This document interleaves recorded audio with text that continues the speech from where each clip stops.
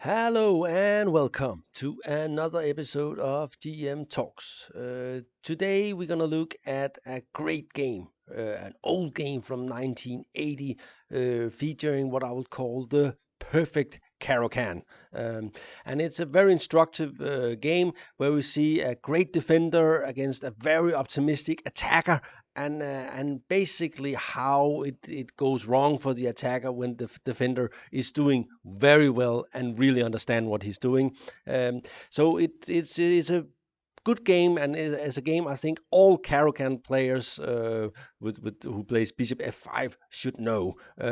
Our hero today is Yasser Seirawan, who's featuring the black pieces against John van der Wiel, who was a dangerous attacking player in the 80s and 90s. He's still a good player, but he's not. I don't think he likes endings more now. Anyway, let's go get on to it. And this is the Caro-Kann. It's a very topical opening at the moment because become a fighting opening. It used to be a very sort of boring opening for people who like to make draws, but today is really where a lot of fighting takes place, and is one of the best bet Black actually has to play for a win. Because you can get positions where which is not a forced draw, so it's a good choice, and we see that all most of the strong players they play it at some time in their career, so it's definitely a good opening. And when Larsen used to say, if you play the Caro-Kann when you're young, what are you going to play when you're old? And this is not true anymore because we see a guy like Firusha playing this opening with great results. Uh, anyway, let's get on with it. Um, and here the main line nowadays is e5. You can also take on d5 is another line where you can follow up with bishop d3 or c4, and you can also play f3. But e5, the advanced variation is where the action takes place. I find it very hard to understand this line, so I'm not going to feature it here. And it's one of the reasons why I don't play the Caro-Kann, because I simply don't understand the positions well enough to play it at a high level. And this is a good thing, by the way, to know yourself. And if you say that, okay, they say this position is good for me, but I don't know how to play it, then it's not good for you. Then it's just a good position, but it's not good for you. Uh, this is a good thing to remember. Uh, but knight e2 or knight c3 is well, must be still the main line. That's been played many more games. Here, Black has a choice between three lines. You can play knight d7, which is an underestimated line. I think it will have a comeback at some point. Knight f6, and then you can either take with the e pawn or the d pawn on f6. Is also a very double-edged line. Especially e takes f6 is topical at the moment, and a lot of the strongest players are playing it at the highest level. But the main line is, of course, bishop f5. And this is basically the idea behind d5 and taking on e4 is to get this bishop out. And this is a problem in many openings to get the bishop on c8 out. And a lot of openings are designed to keep that bishop unemployed for most of the game. That's also why white plays h3 in the Spanish and so on, not to give this bishop a good role. And here, okay, black has to give up the center to get this bishop out, but it's a very nice bishop, defending all the weak spots, getting outside the pawn chain, and of course b7 is not really weak in any way. So usually white ends up just exchanging this bishop because it's too influential on the board. But black did give up the center to get the bishop out, and white does have four rows he controls. Black controls three rows, and then there is this row where the most of the fighting will take place. If black manages to play c5, then he will have nullified white's space advantage. Okay, bishop c4. The main line is h4 and h5, h6, h5, and so on. This is another attempt, and maybe white doesn't like this so much anymore, because if black plays very precise, then the bishop is not good here. Also notice that with this pawn structure, the white's main plan is in with the pawns anyway, is to play c4 and d5. Okay, e6. This what black will do anyway. One of the reasons why the Caro-Kann is popular is, of course, that it's kind of easy to play, because you don't have to think about where to put your pawns. You put them on c6 and e6, and then you move your pieces and just calculate and maybe get into some ending. And this is easy to play. There's no difficult discussions in your head. Should I go d4? Should I go h4? Should I blah blah blah? It's no, no. You just don't move your pawns, because if you move your pawns, you will probably make a weakness. Sometimes black has to play h6. Usually it does, actually, to preserve the bishop. Okay, go on here. Knight e2, knight f6, and yeah, I think white should probably play knight f4, which is the main line. I think castle, bishop d6, and I don't think they play bishop d7, d6 anymore, and they definitely don't play the next move, which is queen d7, because I think here white can probably play f5, and some modern engines say that he has a reasonable chance of an attack after take and bishop d5. Van der Wiel played bishop d3, and this was all known theory at the point, by the time. And by the way, let's go back and see f4.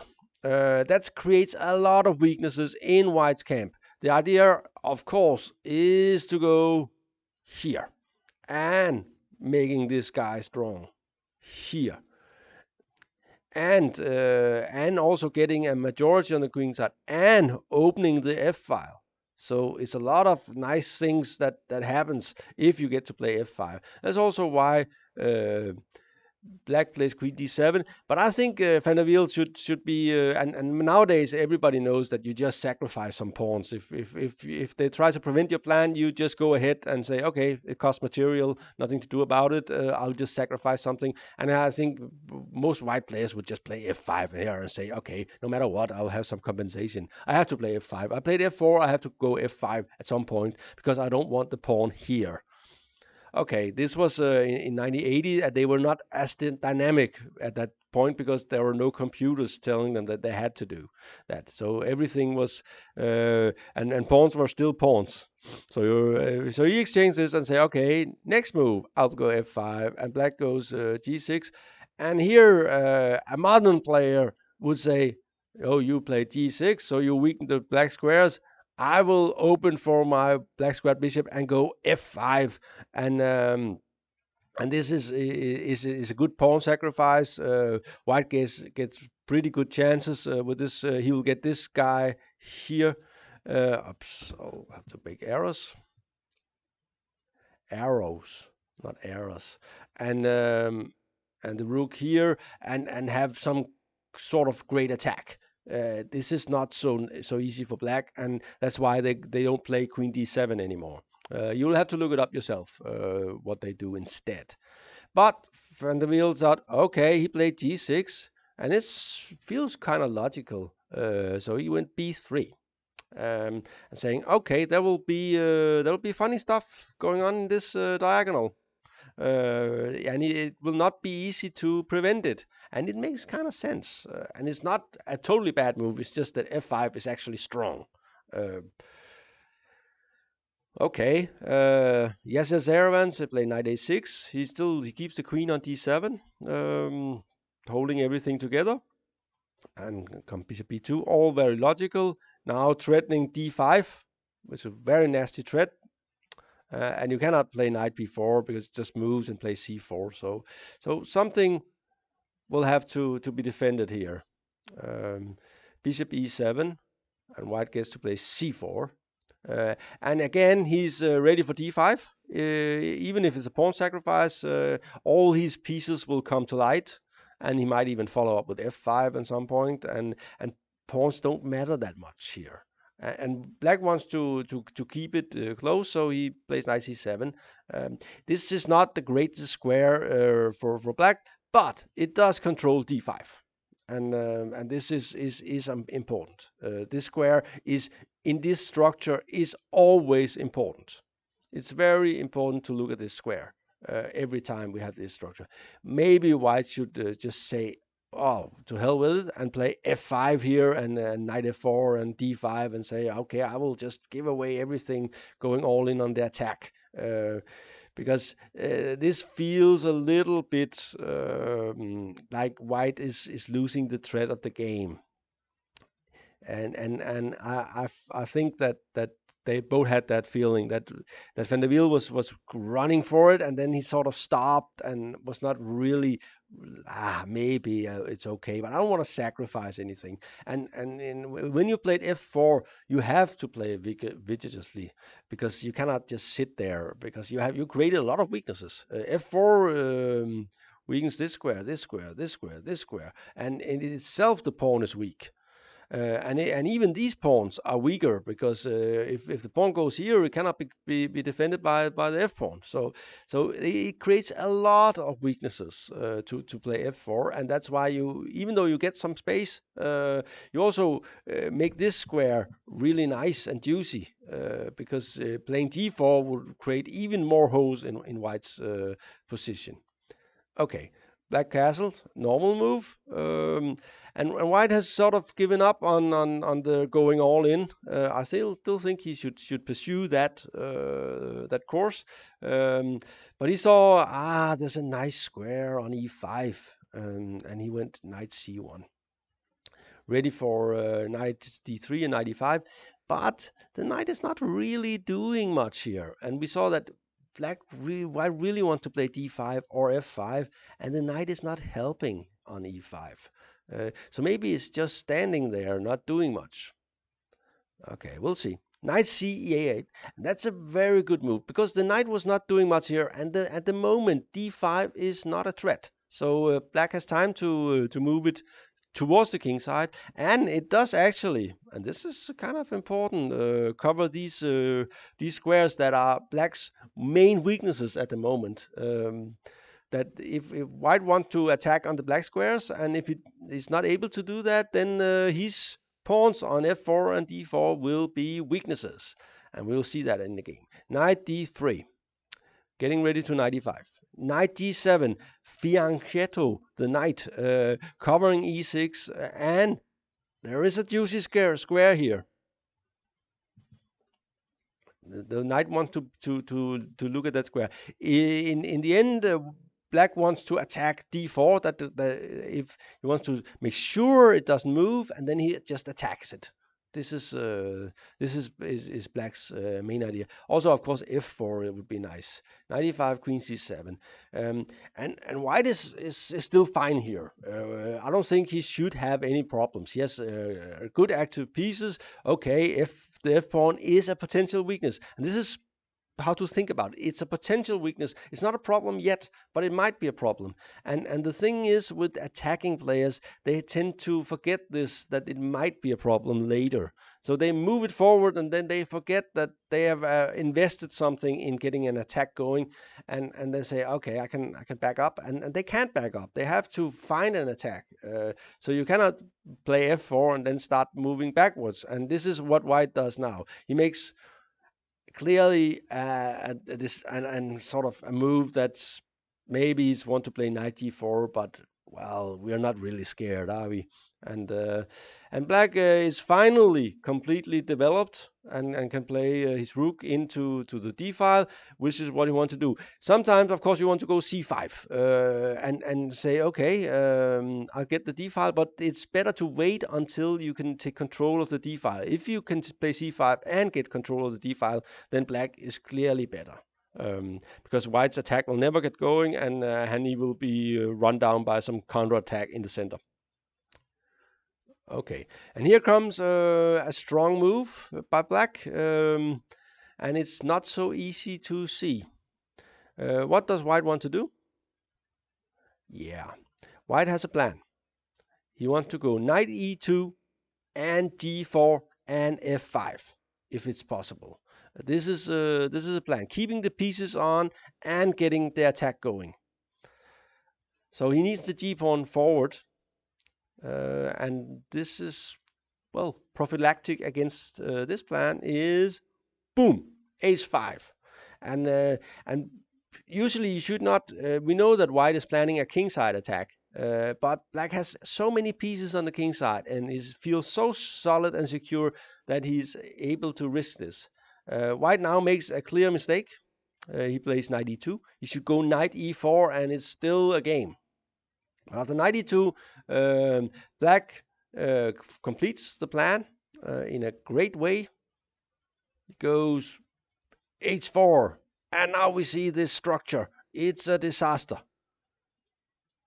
And this pawn can be defended, and black has secured this juicy square, and black is already clearly better. And in a practical game, it will be very difficult for white to come back here because he started moving backwards at some point. So he doesn't really believe in his attack, and now it's black has got some serious positional gains.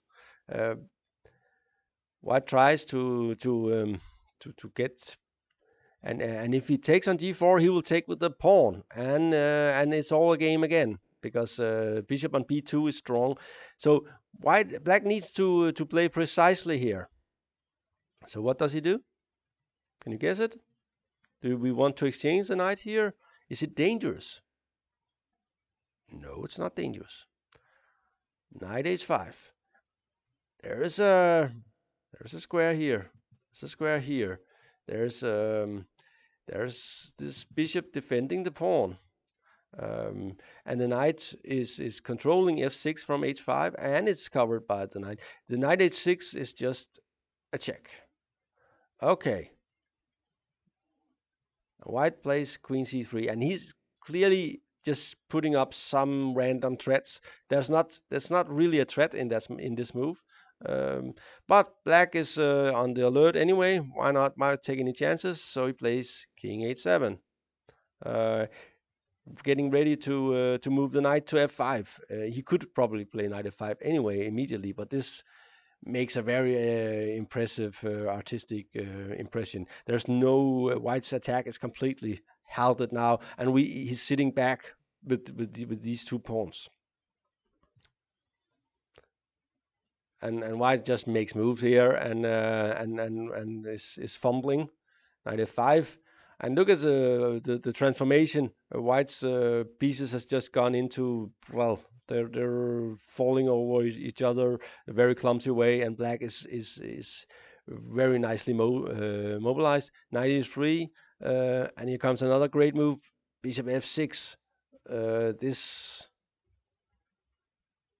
is annoying for sure, and you don't want to take f5. Black will take back with the e pawn and creating a giant hole on e4.